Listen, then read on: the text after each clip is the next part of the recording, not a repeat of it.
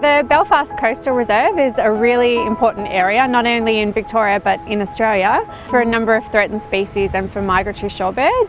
It's super important for the threatened hooded plover because this is an area where you'll find them in really high densities and there's lots and lots of breeding pairs along this coastline.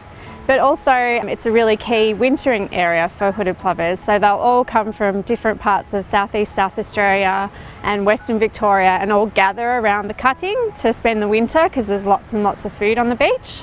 You'll also find migratory shorebirds which will travel here from the Northern Hemisphere, so they'll fly all the way from Northern Siberia and China and fly down through the flyway to spend their time feeding and gaining weight and getting enough energy to make the journey back to breed.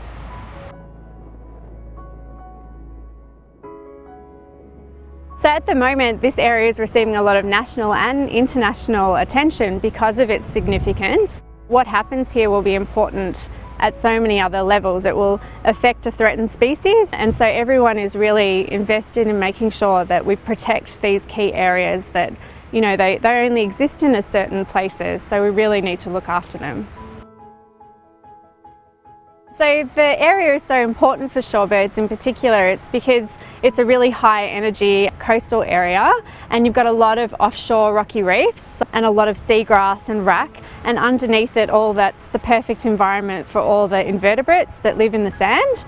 So you get lots and lots of amphipods and crustaceans and worms and all kinds of things, and the shorebirds that's their main food source.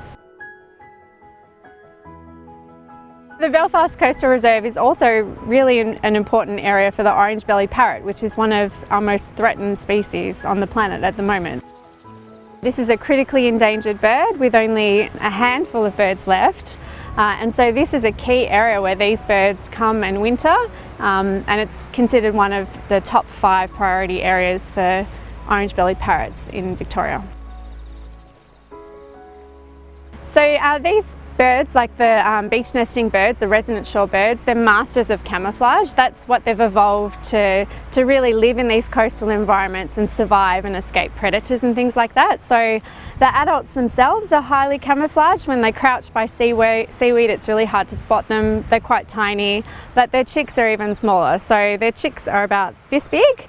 They're just little fluff balls, and when they're on the beach, even highly trained people who work with these birds every day, you can stare at that sand and they're really, really impossible to see. It takes a lot of skill and time to actually see them, so that's why these areas are so fragile and we're doing our best to try and protect them.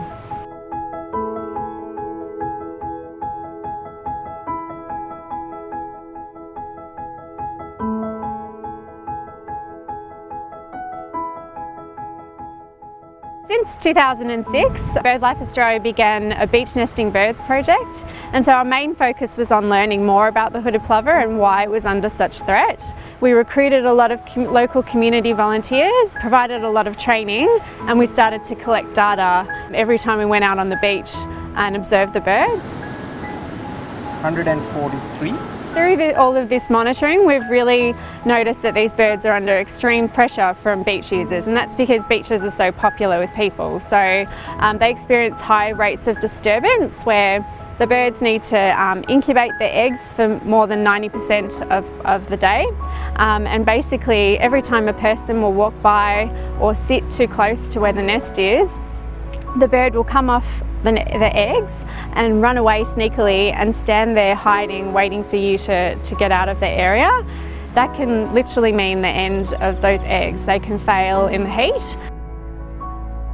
Dogs are another thing that we love taking our dogs to the beach, and the dogs love to run around and explore and have a swim and splash. But basically dogs cover a lot of area of the beach. We've done some satellite tracking on dog collars and shown just how much of the beach that they can use when they're exploring, which means they've got a higher rate of crushing the eggs when they're running around, but also chasing the adults, keeping them off the nest.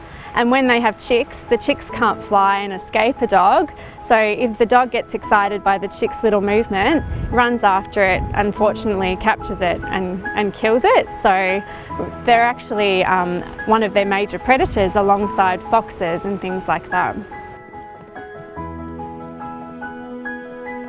Horses are another thing that people have added to the environment, horses and vehicles on beaches and things like that. These are really heavy, high impact activities on beaches, because when a horse runs along the sand, it's a very heavy creature with 4 hooves compared to a person walking along, and that compacts the sand and crushes a lot of the invertebrates that these birds are feeding on, their main food sources.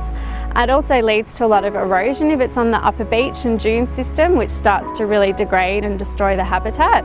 But also just a person on horseback really can't see those eggs and chicks in front of them and have a high rate of crushing them. Chicks need to feed down on the waterline, and it's really hard to protect them, so they're running all around and they'll crouch on the spot when danger's coming, and they've just got a higher probability of being trampled by a horse. It becomes harder and harder to balance all those threats that we speak of, because the human population is obviously growing and we're using more and more of our coastline, and often beach managers think of human recreation and managing a beach so that beach users will be free of dogs and things like that, or horses, and so they often shift a lot of dog use and horse use to some of the areas that have higher values for the birds and for wildlife, where it causes a real conflict between humans and wildlife. So return the balance to their ecosystem and trying to mitigate a lot of those human threats that we've added. So that takes a bottom-up approach, so trying to physically protect the nesting sites with the signs and fences you might see, but also a top-down approach. So some areas are so valuable to the species that they need greater policy and planning protection, so they need some regulations put in place, so some alleviation of the threats, like some dog-free areas, and in other areas to promote coexistence, so to have dogs on leash and to really try to educate beach users to share the beach with these birds.